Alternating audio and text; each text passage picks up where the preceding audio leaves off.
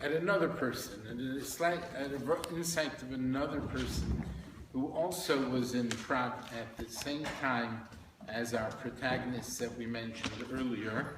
We'll Be'ezus Hashem be speaking more about him over the course of the year, and that's Rabbi Yezer Ashkenazi, and Yo Haroife. We'll speak about him in a few minutes. I'd like to begin with towards not so much in the Chumash, but just to begin, Vayera Lo Hashem Be'Eloinei Mamrei, beginning of Parshas Vayera, Perek Yud Ches. Hashem appears to Avram Avinu and Eloinei Mamrei V'Yoshev Pesach HaOil K'Chay Mayayim. He's sitting at the opening to the tent in the heat of the day. V'Yisa Eina V'Yar, and he lifts up his eyes and he sees V'nei Shleisha Anoshim Nitzavim Alav. There are three people approaching him. Vayar, he sees them again. Vayoretz Likrosam Mipesach HaOil, he runs to meet them from the opening of his tent. Vayishtachu Artz, and he bows down to the ground. So Rashi says over here, V'nei Shloshim Anoshim Pasuk Beis. Rashi says, V'nei Shloshim Anoshim Echad, there are three Anoshim, three Malachim, and each one has a role. Echad Levasir is Sarah, one to let Sarah know that she was going to have a baby. V'echad La'afich is Stein, another one to overturn Stein. V'echad L'rapis is Avram, and a third in order to cure Avram. Shem Malchechad Oisish Shtei Shlichos. The simple understanding of Rashi, therefore, and as we always understand this to be, is that these things actually happened. These malachim turned up, they were belevush adam, they seemed to be like people. Avram Avinu organizes for them food, as we see later in the pasuk. Sarah goes and is going to make biscuits and make ugais, whatever lushi ugais, she was going to go and eat it, and it's exactly as the pasuk seems to say over here.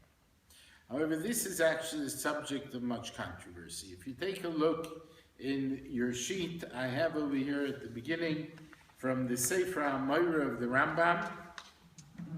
Over here there are more sheets. So the Rambam writes, "Parnoidev v'hushash shloi tovei nevuah v'loi chazoin ela b'chaloin oy b'marev al yedei malach." The prophecy only comes through a malach, but only in a dream or a vision. And essentially, the Rambam believes that none of this actually happened. And that is the discussion that we're going to talk about. How do we understand the idea of nevius? What is the idea of prophecy? What do we understand it to be? The Rambam's opinion is that you have a concept of prophecy. The underlying idea of prophecy is a vision or a dream that appears to the Navi, as we're going to see in a few moments. However, the Rambam very strongly takes the Rambam over here to task, as you see over here. Again, I have another quote from Sefer HaMoreh, Kvar b'yarnu b'perek hakodim ki kol mokem sheniske bar ri'iyas malachei diburoi sheza omnam hu b'mara ha'nevuah oy b'chaloim. Whenever somebody mentions he sees a malach or speaking with it, all that is in a dream or in a vision. But did it actually happen?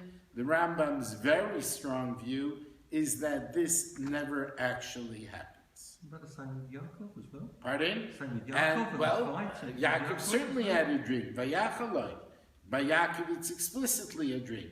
But we have another story by Yaakov that we have to try and understand, according to the Rambam. Not the dream of when he Vayetze, in the beginning of Vayetze, but another one, no? When he fought with the angel. Yeah. When he fought with Sarah Shaleso.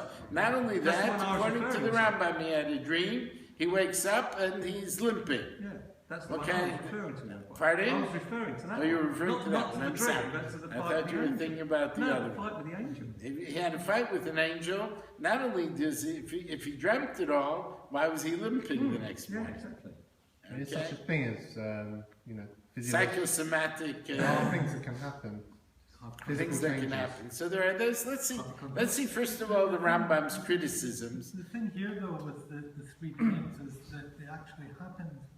Sarah had a child. Sarah had a child, yes. The stone was overthrown. Stone was overthrown. More importantly, Lot was saved. Lot was saved. Yeah. How was Lot saved if they schlepped him out? How was Lot saved if it didn't work? Pardon? Maybe that was it. How do we understand it?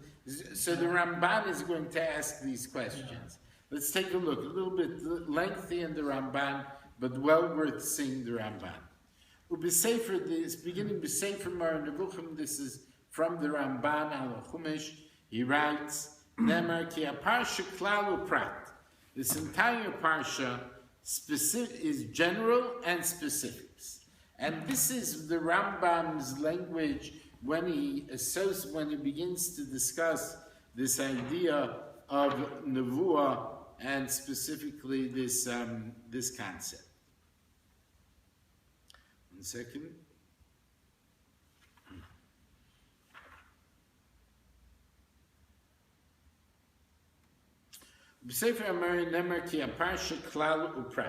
That the parsha is in the beginning a general statement by Yevra of Hashem klal. Then it speaks about the specifics, what the vision of Hashem included. So, in other words, the Rambam sees pshat in the pasuk, not Hashem appears to him and then angels come and appear to him, but rather there's a vision. He has a prophecy with Hashem, Vayera of Hashem. Now we're telling you the details of what he saw in this vision of prophecy of Hashem appearing to him. What did Abraham see? So this is what he saw. So the pasuk originally writes, Ki nirei elav Hashem b'maris hanavuah. That Hashem appears to him and in a vision of prophecy. Now what did Abraham see in this vision of prophecy? In this vision he lifts up his eyes. 3 people are approaching him. And he goes on to say that if I find favor in your eyes, I'll no saver. Don't pass me by. This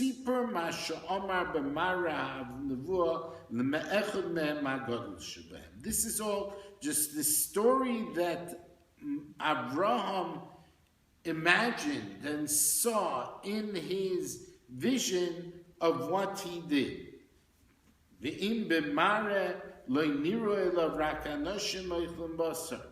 And while in this mare, these people didn't only he saw. I'm sorry. So then he asks them. So asks the Ramban.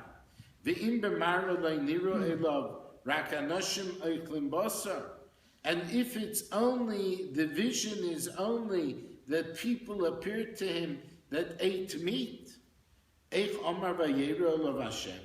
how does the pasuk say that Hashem appeared to him?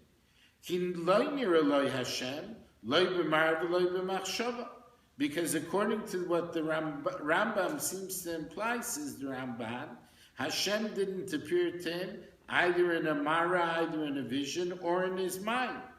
And we don't find this in any of the prophecies. Rabbi, could you argue that if Avram was recovering from Brismia, that he had hallucinations. He was more delirious. He was delirious. Rather than prophecy, he was delirious. Worse, he's sitting he's sitting in the heat of the day, and he's delirious, and he has this vision. Yeah. If you follow the view of the Rambam, maybe, but you don't even have to come on to it. Because also the Rambam was a doctor as well. As we'll see, the Rambam doesn't need to come on to that. The Rambam is identifying this is a normative process of Nevuah. You don't have to come on to all those explanations. he believes in Nevuah, as we'll see in a few minutes. The Rambam believes in Nevuah. He believes that Hashem is misnabim yesedi adas. If you take a look towards the bottom of the page. So I have over here a quote from the Rambam in Yad Chazaka, Hilchos Yesod HaTorah, Yesod Adas Leida Shekel Menabe Es Bnei HaAdam. A basic principle is to know that there is a concept such as prophecy. The Rambam doesn't disagree with the idea of prophecy. We don't have to say that Avram was delirious and hallucinating, and that's why he saw it. He had a nevuah. There's nothing wrong with Avram Avinu having a nevuah. But let's see further what the Ramban's complaints is. V'hinei lidvarav. Now, according to the Rambam, says the Ramban, Lo yilosha Sarah u'os. Sarah didn't prepare any biscuits. Lo yasa Avram ben Bokar. And Avram Avinu did not prepare a ben Bokar, prepare cattle to eat. V'gam lo yitzachak Sarah. And also Sarah never laughed. The whole story didn't happen. She didn't hear it because she wasn't privy to his prophecy, his imagine what was happening. Rakakol Mara, according to him, it's all a vision.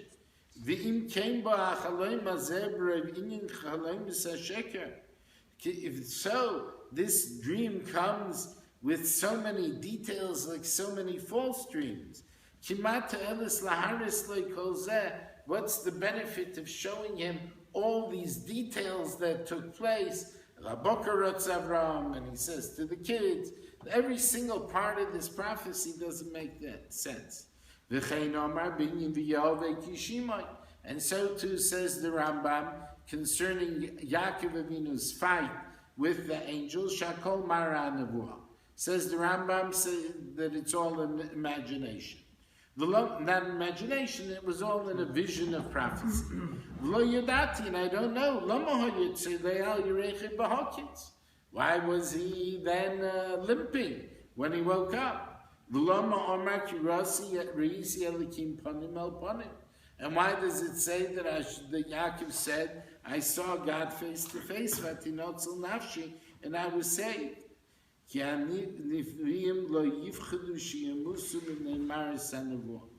Because really, prophets are not frightened that they will die from the Mara HaNevuah. The Rambam says you can't, as Manoach, as the wife of Manoach, says to him in the discussion by Shimshon, that Manoach turns to his wife and says, we're going to die because we see a Malach Hashem. That's not true, says the Ramban.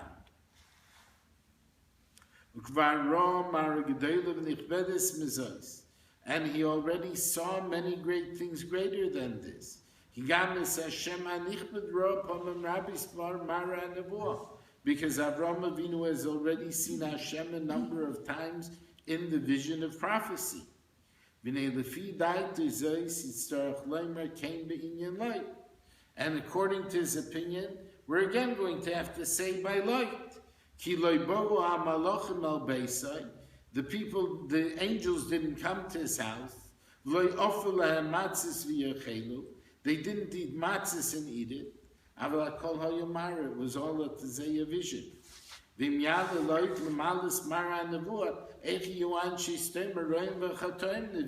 And even if you'll tell me that Lot was able to have this vision of prophecy, when we say that he saw the angels, he didn't physically see them, but he saw them in as a vision. What about all the other people in Stein?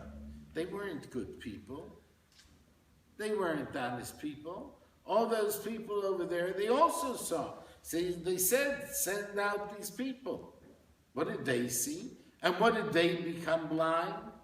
Or was that all in Lot's Mara HaNevuah, that all that took place? And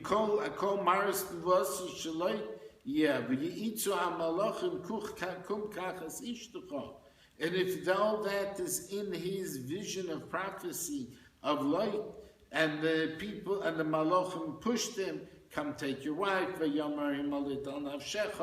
go save your life, the whole discussion, parsha kula mara. And if you'll tell me that entire parsha was simply an imagination, the isha like b'stein and stones and like stuck in stone.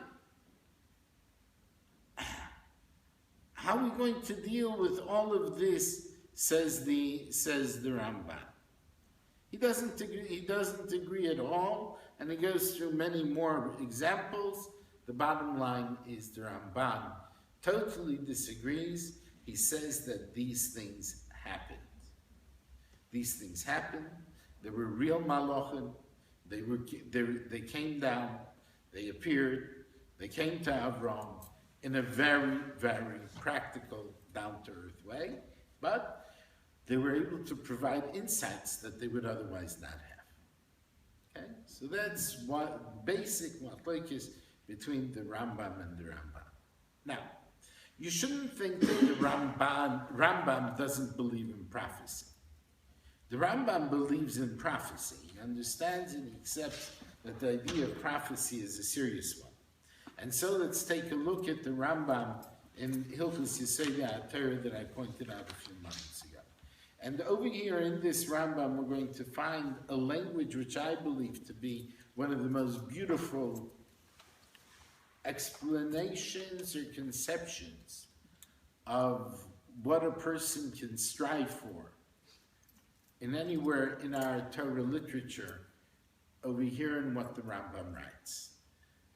One of the principles of our faith is to believe that God does give prophecy to man. However, the prophecy does not rest on Ella only. Typical rabbinic double negative, meaning to say that prophecy rests on the following kind of man. Al Chacham Gadol, person who's very wise. Al Chacham, a person who's wise. Gadol b'chachma, great in his wisdom. Gibor b'midaisa, mighty in his attributes, in his emotional behaviors. He doesn't allow his inclination to do wrong to overcome him ever in the world. But rather, through his intellect and through his awareness of Hashem, he constantly overcomes his inclination to do wrong. And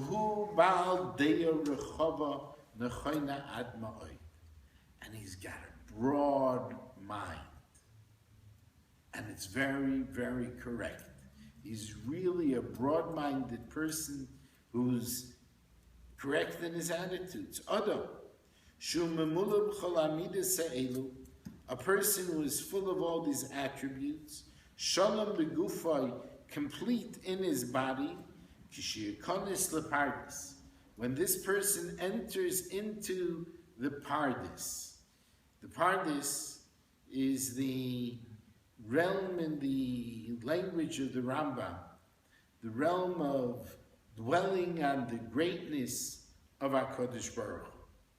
It's from a Gemara in Chagiga, famous Gemara in Chagiga, where the Gemara says, Arba nichnesu lepardis.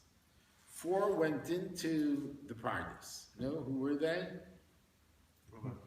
Rabbi Akiva, Ben Azai, Elisha ben Avuya, Elisha ben Avuya, Acher, and Ben Zoma. Shimon ben Zoma, Shimon ben Azai, Elisha ben Avuya, and Rabbi Akiva. The 3 of them, Ben Azai and Ben Zoma and Elisha ben Avuya, each one ended up in difficulties. Elisha ben Avuya became a heretic and became known as Acher. Shimon ben Zoma and Shimon ben Zoma and Ben Azai, one of them dies, one of them goes crazy, and Rabbi Akiva is nichnas b'shalom, v'yotz b'shalom, goes in peace and comes out in peace, but you enter into this realm of awareness of God's spirituality and presence in the world in a way that nobody else can. So this person, this Navi, enters into the Pardes, and he's drawn in these great and distant ideas, and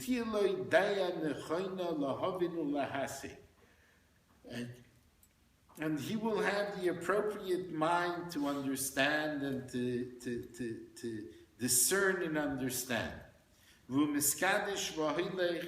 And he sanctifies himself and continues to go in this way.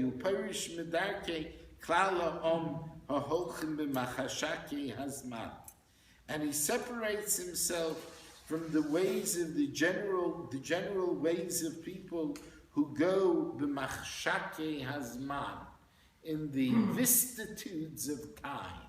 Oh, I love that word. Vicissitudes of time. That they are just absorbed in the foolishness of things that have no permanence. And he goes and he quickens himself and teaches the spirit that not to bother his mind at all about things that are to be negated, that have no permanent value, nor the wastes of time and its trickery. His mind is constantly focused upward, attached to the heaven, the seat, to understand those great images. And he continues in that vein about what a great person this is. And then let's continue on the next page.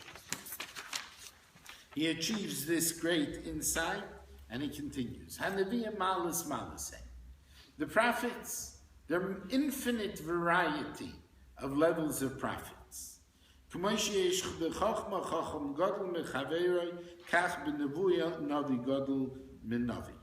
Just like when it comes to wisdom, some people are smarter than others, and some people have greater heads, and there's an infinite variety of levels of wisdom. Just like their faces are different, their attitudes, their knowledge, their abilities, every one of us is unique, which means we're all different from one another, and in our abilities and accomplishments. So too there is a variety of prophets. V'kulan, and here's the crux relevant to our point. V'kulan ein royin mara nevuah el b'chaloim, and none of them see this vision other than in a dream, b'chazoyen laila, in a vision of night, oy b'yoyim, or it could happen during the day, achasher tipul aleim tardema, after they fall into a trance. K'may shenemar, as the pasuk says, b'mara elav esvada, in a vision I will appear to him, b'chaloim madaber boy, I will speak to him in a dream. V'kulam kishenisnabim, and all of them, when they give their prophecy, Eivareim is da'azim, their limbs tremble, v'keich haguf koshel, and their bodily power becomes weakened, v'eshnesem is starface, and their awareness is corrupted, v'tishor adei apnuya lahavin ma'ashetira, and their mind, awareness becomes free to understand what they are seeing. Ma'ashenemar ba'Avram, as it says by Avram, a tremendous fear fell upon him.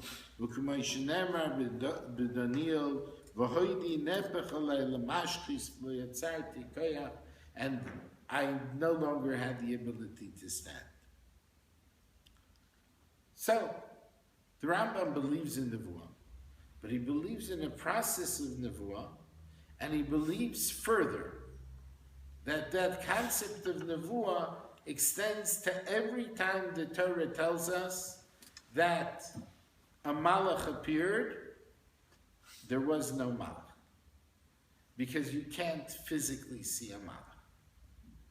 And because you can't physically see a malach, every time there is an expression that there were malachim, you've got to turn around and say that that was a vision and didn't actually happen. There's much discussion about this Rambam. The Abarbanel discusses most people follow the view of the Ramban that this Rambam is mistaken. And there's no way that this should be taken literally because it wasn't the fact. The fact is that we take this literally. You're saying they disagree with the Rambam's approach to prophecy? They disagree with the Rambam's approach to Nevuah. Right. And now they disagree with the Rambam's approaches in a number of other ways, but most specifically to the idea. In fact, they're not even disagreeing with the Rambam's approach to Nevuah as much as disagreeing with the Rambam's approach to the lack of the ability of a human being to see a malach. And as we said originally in the beginning of Sefer HaMorah, and in Perek Membeis, in the second comment we make, Kikol Mokim Sheniske Boy Ri'iyas Malachei Diburoi Sheza Omnam Hu B'Mara HaNevuah Oy B'Chaloim.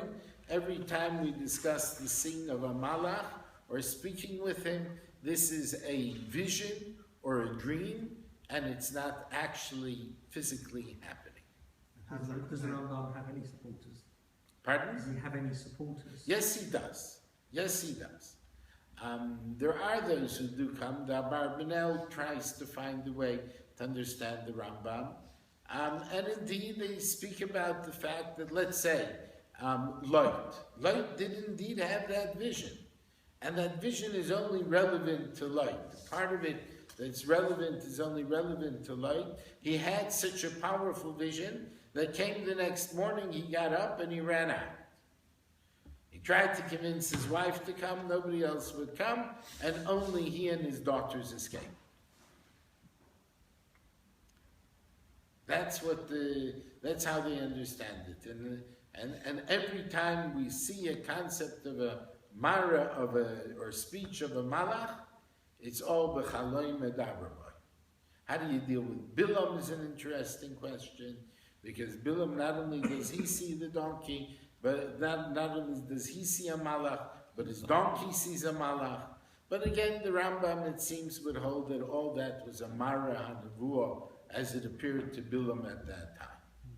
So this belief of the Rambam allows him to differentiate Moshe's prophecy. But it does continue. I don't want to go into that differentiation. That's not what's relevant to the point that I want to make. The Rambam seems to be very rooted in nature. Like within nature, there's all sorts of ways of seeing Hashem. Does his view extend to miracles? Does he see miracles as more natural? I think the Rambam clearly believes in the idea of miracles, that miracles took place. I think that the Rambam does not deny Yam Suf. Miracle took place there. No. In fact, the Rambam in the next parak goes on to discuss the uniqueness of the prophecy of Moshe Rabbeinu, that we believe in the prophecy of Moshe Rabbeinu because we heard Hashem speak to him. So the miracle of Chayrev, of us standing at Har Sinai, and through that being convinced about the idea of prophecy, is without doubt part of the Rambam's lexicon and part of the Rambam's idea. He believes in prophecy. There's clearly an idea of prophecy. Moshe, as you said, Moshe Rabbeinu's prophecy is different.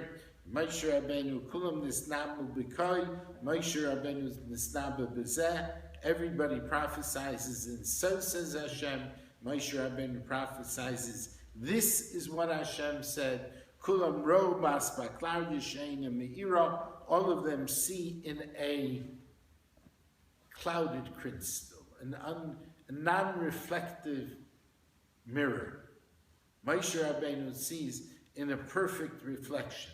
sees it the way it is. The Rambam goes on to explain, and again, I didn't bring it over here. It is fascinating. The Rambam explains what's das Baklaria Hami'ira, all the prophecies you see in your vision, in your dream, b'derech mashal, by way of parable.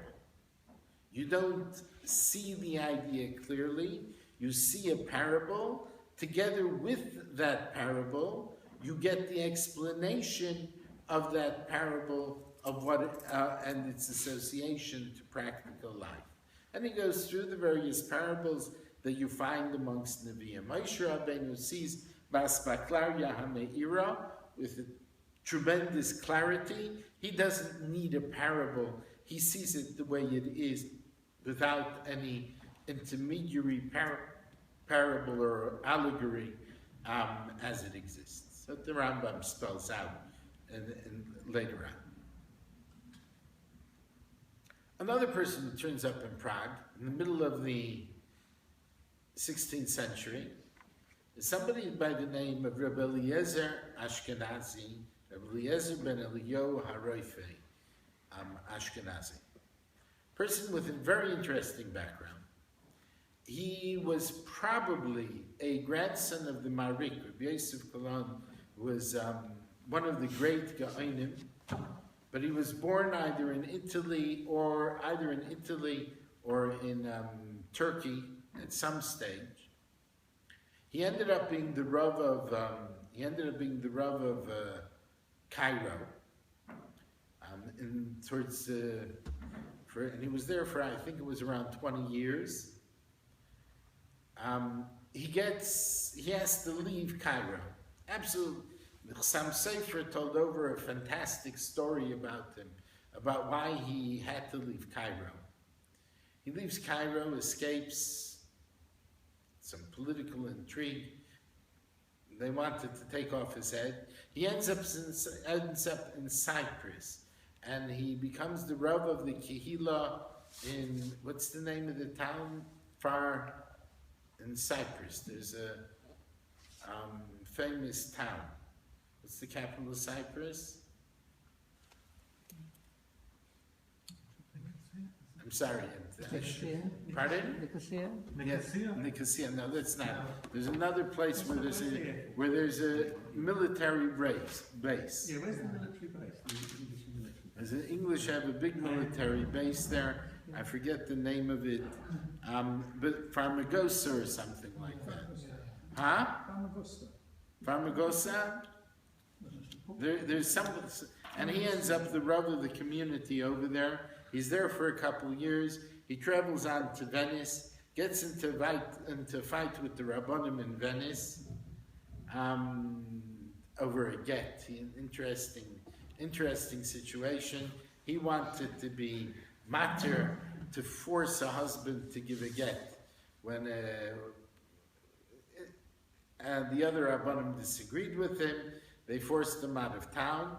He ends up eventually in Poznan, which was a major Jewish community, and he becomes in fact the Rav of Poznan. But before he does that, he ends up in Prague. And he's in Prague, together with the Maral, together with the Klei Yakar. He doesn't get on with the Maral. The Maral, please God, we'll get to it. The Maral vehemently disagrees with him in a number of points and spells it out without mentioning his name. Oisa Ish. He spells it out. As I say, he ends up in Poznan, where he becomes the Rav.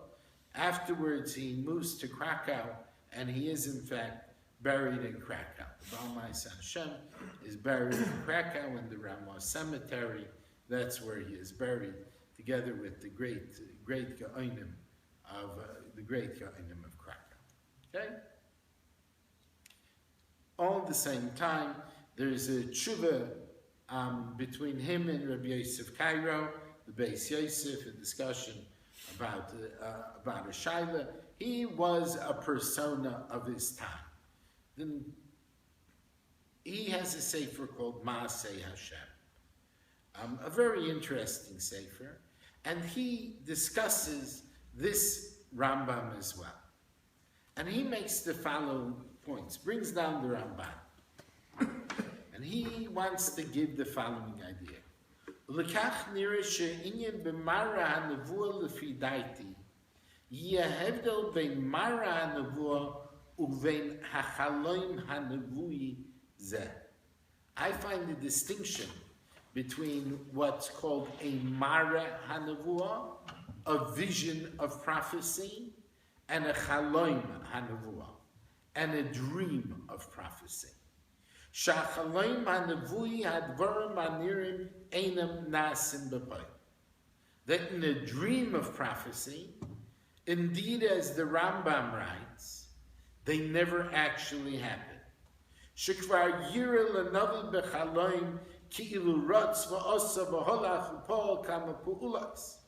That it'll seem to the Navi in his dream as if he ran and he went and he did many things. And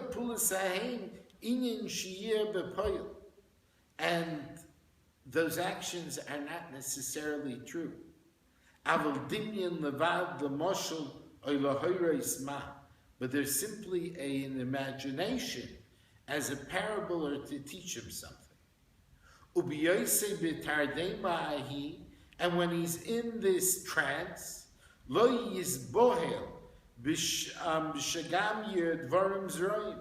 won't lose himself even if he sees some weird things.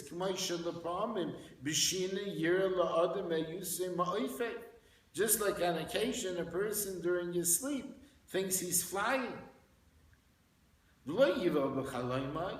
And you don't usually get scared in your dream about what's happening.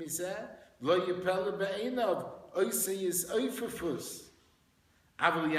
won't wonder at your ability to fly. But in your dream, you're going to think that this is normal to be able to fly during your deep dream. And therefore, when it comes to this dream, and with this dream, you'll have an understanding of what it's teaching. And he'll either have this from himself, or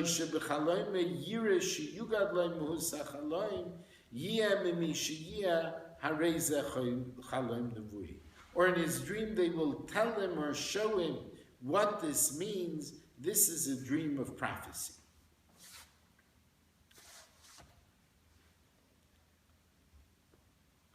If you look a little bit further, however, Mara Nevuah, the Kach Yikra Mara, the vision of prophecy, for this reason we call it a Mara, Shekol Advarim Shu Roya Heyusam Nasim Vadai Heim Nasim B'Poyel. Because all the things that he sees, that they are, actually happen practically.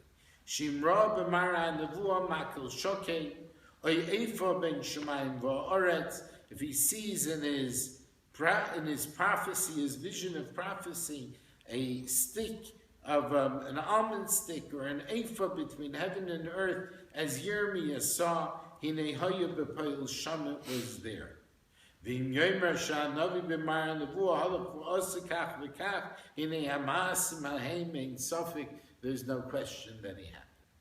So it comes along the Maaseh Hashem and he says that there are two distinct styles of prophecy. To a certain extent, there's a concept of a chaloim nevuah, which is indeed what the Rambam is speaking about. However, he says there's another kind of nevuah. There's a mara nevuah that actually happens. And that's actually ultimately what happened over here. And he goes on to say explicitly that here by Avram Avinu it was a mara nevuah. And these things did happen.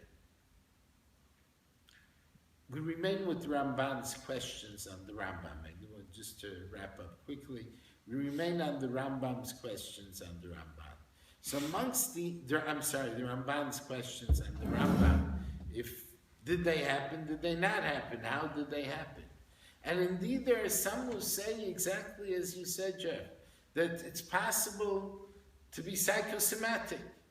For Yaakov Avinu to have seen the Mara and the Nevuah, for it to extend to the physical change in his body the next morning and to be limping. I don't know, my wife wakes up sometimes and is very angry at me because I was mean to her in a dream. No, what can I do?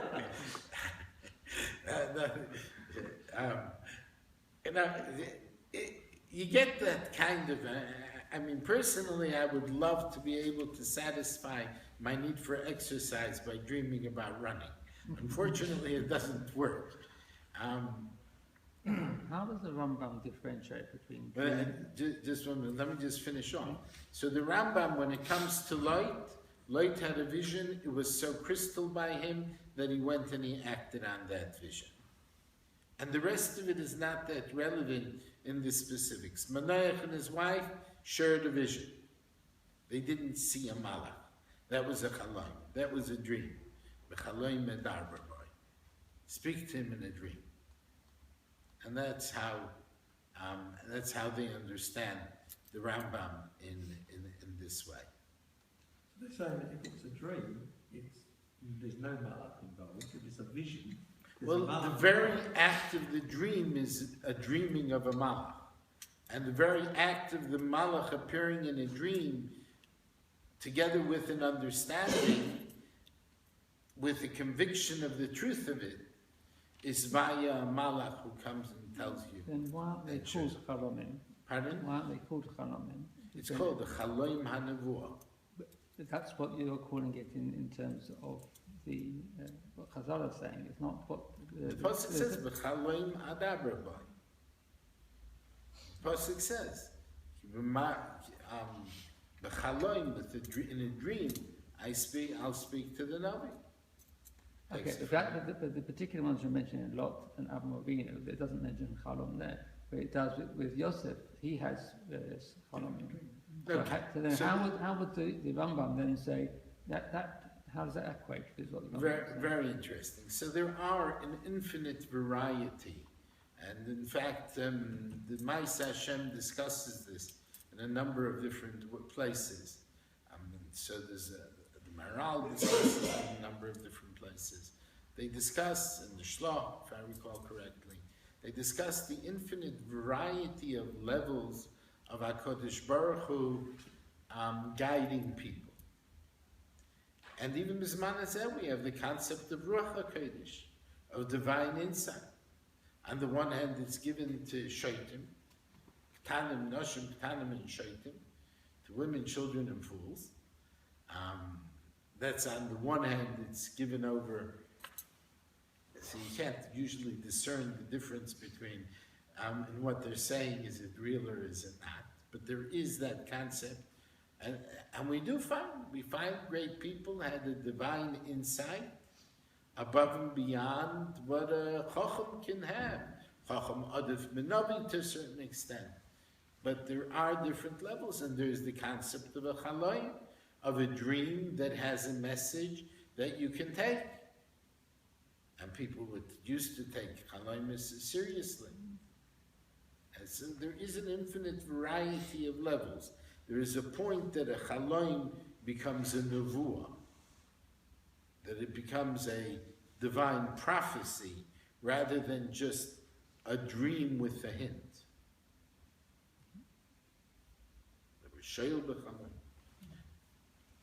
That's our Vayera of Hashem Be'ilone Mamre, 2 different pshatim, simple to understand, 2 different pshatim. There's 2 parts. Hashem appeared to him, and then he saw Malachim, or the Rambam understands it, that the vision of Hashem appearing to him was the appearance of the Malachim in what he was doing. Shabbos.